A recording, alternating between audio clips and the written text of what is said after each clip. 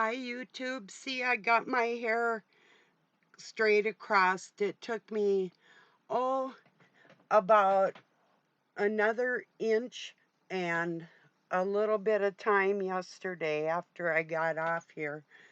I put some detangler in it, leave-in conditioner, and then started snipping little parts where I knew it was like uneven. So at least now I'm gonna grow it out. And then I got this part here is still kind of icky. The rest of it's coming in healthy because I had been sick. So yeah, it got gray, but it's, I want it to not be split ends. So it was really hard to take care of when I was sick, um, my long hair. But now it's like last night washing it and combing it, and I had now about this much off it, um, all together, because it was past my waist. It was really getting hard to take care of. I was like, getting tangles down where the split ends were, and then it was wrecking some of the hair up above it, and it's like time for a haircut. Like I had said yesterday, I had thought about going to have somebody do it. I mean, I can afford that, but I don't trust them. Last time I paid $30 to have it done. When I got home, I just had Doug noticed it too. There was a part. Now, I don't know if these women are doing it intentionally or if they're not trained well or what. And yes, wavy hair is or curly, it's hard to cut, but It I've only had one haircut this one woman did named Karen. You know, kudos, Karen did the best job of any beautician ever touched my hair. It was long, and her daughter's hair was long, and she just loved long hair. So she didn't, and this is when I was rather young. So, and she was like a mother's age. So she could have been like bitter or jealous or feeling old and icky and did a really bad job, but she didn't. Or these people could be younger and like not really caring about the older generation or whatever it is. I've had some, but that one time, what a nice lady. And I could barely even afford the haircut, but when I was done, because I had a social event I had to go to, um, she did a French braid in my hair for me from here all the way down. It was so beautiful. Um, I'll forever love her for that. It's like, wow, she made my day for a very long time. But then I had always been looking for that one beautician that was gonna just do things right, and I haven't found them. Not again. And this one lives about 40 miles away, so I don't even know if she's in business anymore. She might not be. But yeah, Karen's Hair Care in Cambridge, Minnesota. Um, yeah, what a good, cool lady. Did her job. She had me stand up. She combed out my hair and then had me stand up, and they have like those chairs that go higher and stuff, but she did a better job with letting it fall naturally without it going down the back of the chair. Wow, just excellent, because you have to cut it at an angle up in order for it to sort of curl under or whatever. And with wavy hair, there's a trick to that. You have to, the angles may not be like if you take a lock of hair, it could be different than just some stuff right next to it. So, yeah, she just remarkable. So, um, I was thinking today about, oh, being a social person and like and I do love socializing, just not maybe as much as other people. And even when I was younger, I wasn't really into social events like people wanted me to be. Um, and then what price solitude? Like, you'd think a person would get rather lonely. In some respects, I get lonely for the intelligence of other human beings. I'm sure if some of you consider yourself intellectual or well read or um, a deep thinker, many words for how a person might derive that situation, for themselves, but you end up feeling kind of a loneliness because of that reason in a lot of ways in life. And I'm thinking, as I get older, what words could I tell the younger generation? Yeah, they learn from each other, but there's certain things that youngsters can't teach a youngster. There's things that we acquire when we get older, like our ability to be alone and see that that really is enough. It is in a certain sense, but people really do need people no matter how old we get. So I thought, well, I'm just going to talk about this today because um in a social setting, older people would probably be sort of ignored by the younger ones, maybe, depending on that younger person.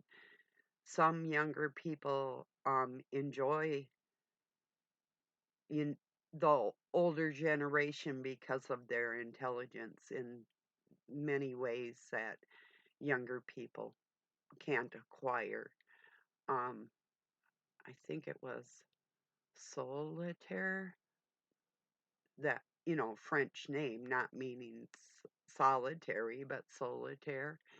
Um, said like the young man talking about a young man, um, he was surprised that the fire burned him. It's like the young man said, the fire burnt me, or the fire is hot, where like if you're an older person, or you know what fire is versus a little child, you're thinking, well, of course it is, that. But within society, when people go out to socialize, and the value of who we're socializing with, it's like, um dare I say the word idiot, being king of the idiots. Or how would I word this?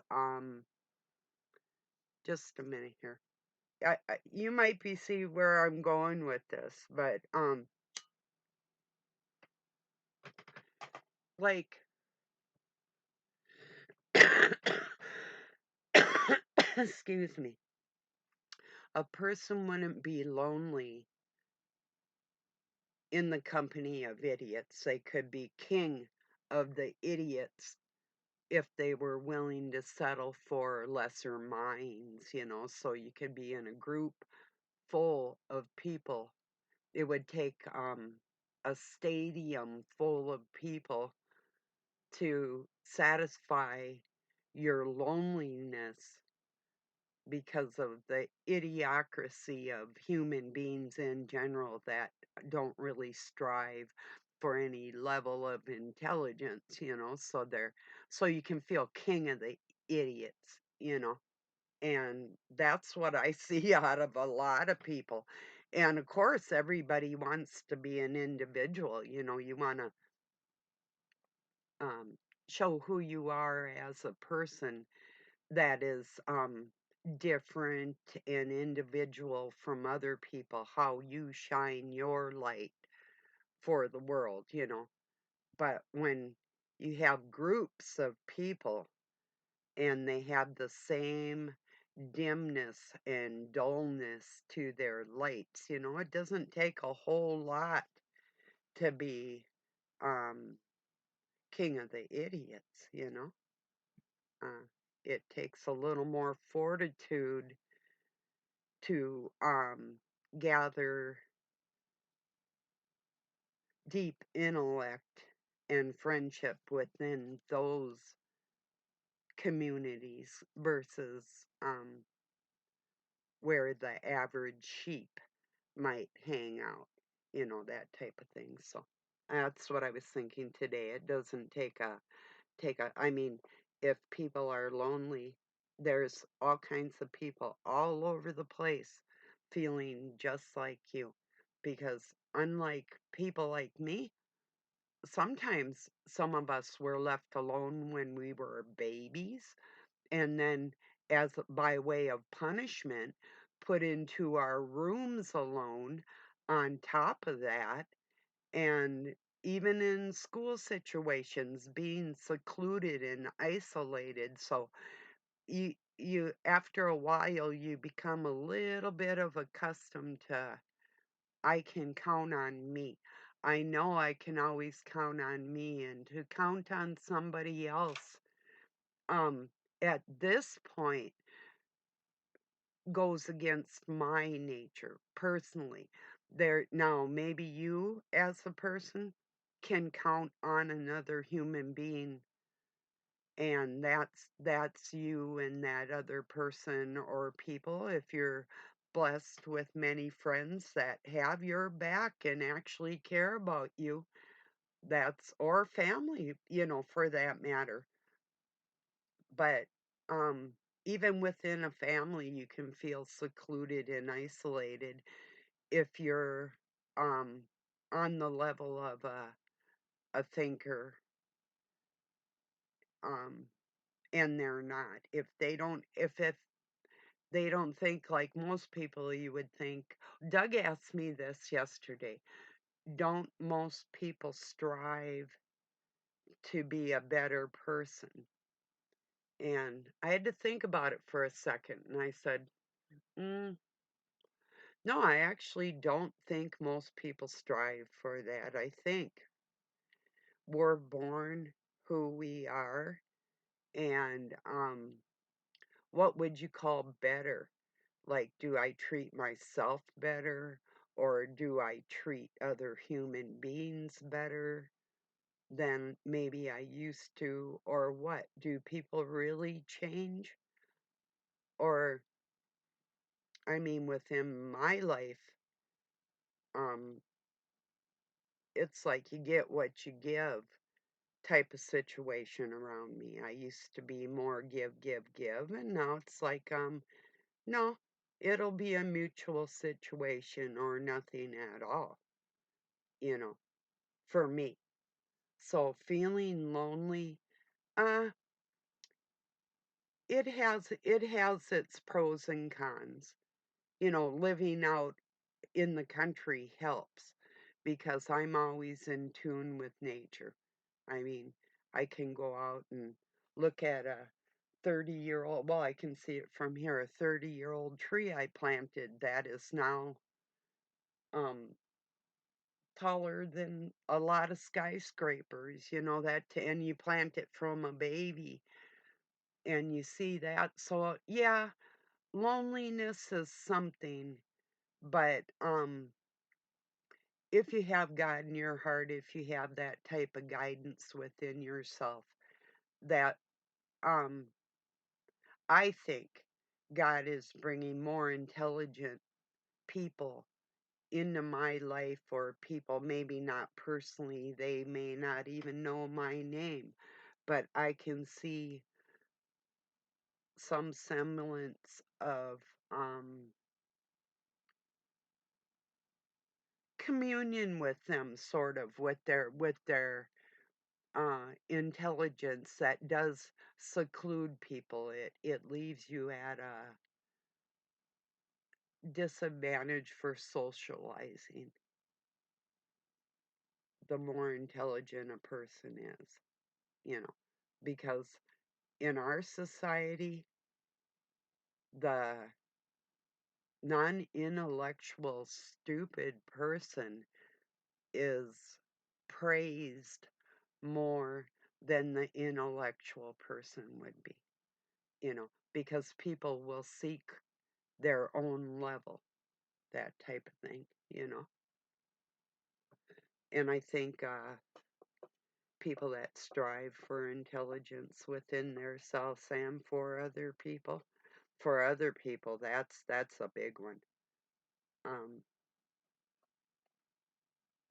I don't know why it rang into my mind. There's a video I'm going to watch later, but this kind of goes along with it in a sense about the lesser key of Solomon actually being what people don't know.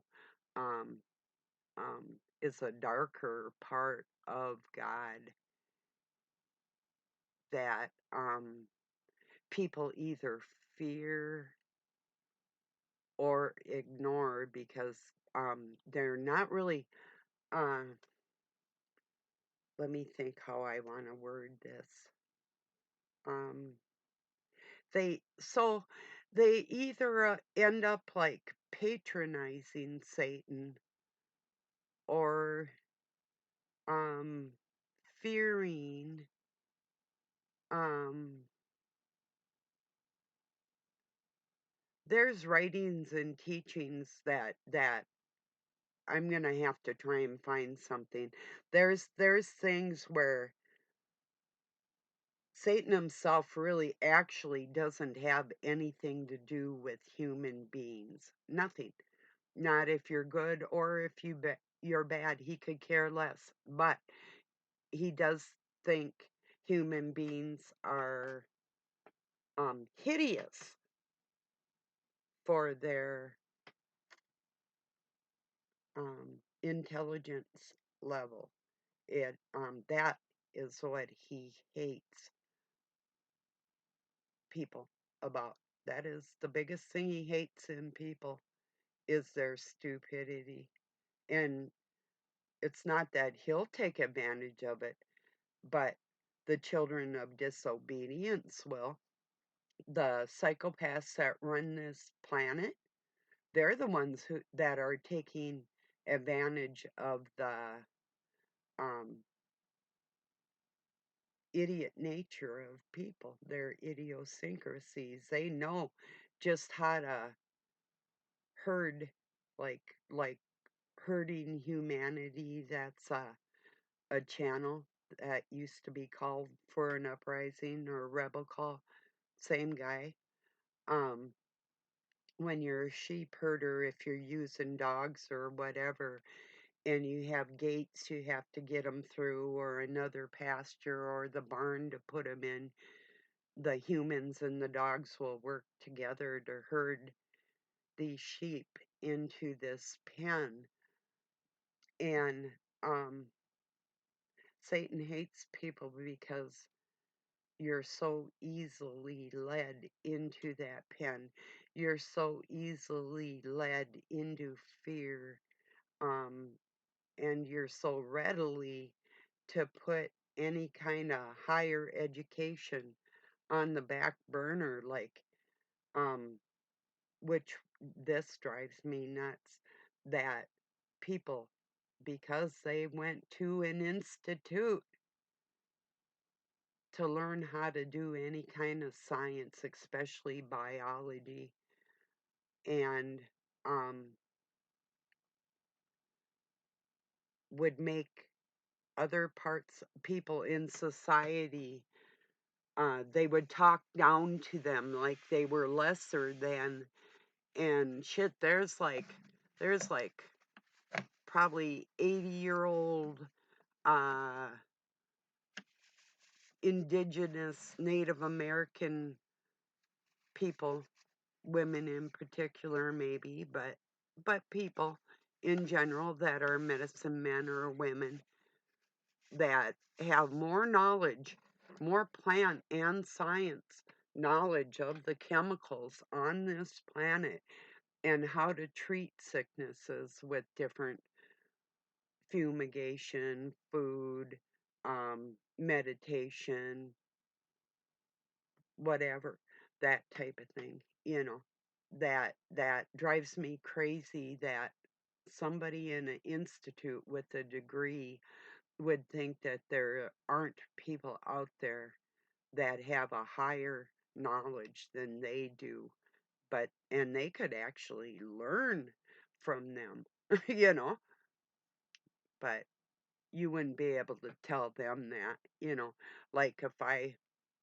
met somebody with a master's in biology and I could talk on that same level, you know, I'm sure they would be offended. Just like I wrote 2 articles over on morgellons.org speaking of the gestation periods of these bugs that are combined and what we can do about it and how to that what I found could be a potential cure. Not just the bicarbonate soda that keeps like, the sugars that they feed off of, um, at bay, because it will neutralize that if you eat a lot of sugar, drink your bicarbonate soda, baking soda, same thing. Um, I would. I do. But, yeah, there's certain people with degrees that actually stole my information and went forward with it, but there's more to it. I was just getting started, but when I saw that these people actually stole it, and then they wanna dole it out to the people like this is the actual science behind it. There's a whole lot more to it that they're not getting into. You know why? Because they don't know it. You know? So there are people like me out there with their own microscopes and their own medical background that actually know maybe what somebody with a master's does know, maybe a little more even, and they can prove these things through natural science. And so when you see these people out there and they're like, trust the science, ugh, whose? Whose science? The ones that say there is no God, but yet they suck his air on a daily basis. Those ones? Yeah. I still say it's God's science, and without knowledge of him, and it's not just knowledge of him, it's without the praise of the Creator as a whole, that people are going to come to find out that you actually didn't know as much as you thought you did because the science was limited by smaller minds thinking that who they think is in charge of this world is not in charge of this world. And with that science that's being pushed forward at people, it's not for anybody's benefit, not what's going on in the world at all. It's it's the demise and the degradation of people with, I mean, nano in our blood, in our food, in our air, and they call that science? No, I call it jacking my system and thinking you're going to get away with it because you think your science is more powerful than my God given science and what I know to be true. Yeah. And then you want to change natural biology within people, right down to genders, right down to changing genders of little people. And most of the world is silent about this. They're like, oh, well, Tommy thinks he's a Jenny, but he's only 6. But we're going to give him hormones because Jenny's a pretty name. You know, that's their science. Actually, their science is to hook you up to a machine or to actually have just machines and eliminate you and go on with what they deem to be a royal incestuous bloodline. And goodbye goy. That's their hopes for humankind's future.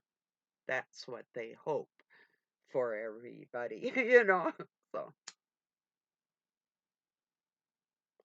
So yeah, what is it for a man to gain the world but to lose his soul? Basically, is what um, my thoughts today on whether I'm lonely or not. Yeah, I mean, can you die from loneliness? Well, it isn't nice, but maybe it's better to be alone than to be surrounded by fools and feel like you're king of the forest. Those are my thoughts on that today. you know. Uh, Bye. We're the king of the forest. Remember that from The Wizard of Oz? Love it. That was my favorite movie when I was a kid.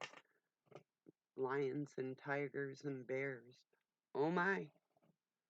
I even had a Scott Terrier named, well, it was a wire hair terrier, looked just like Toto. That was his name. Toto.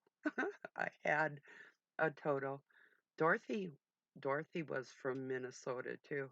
Judy Garland. Yeah, she's from Grand Rapids, uh, Minnesota. So anyway, just not ironic, really.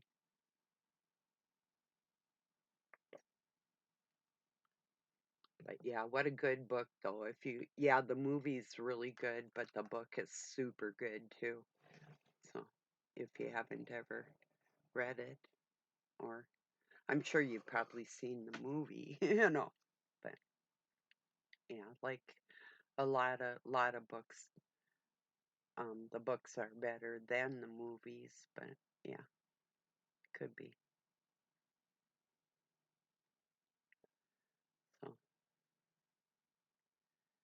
So, what are your thoughts on um being alone or feeling alone? I mean, you could be in a group of people and still feel alone.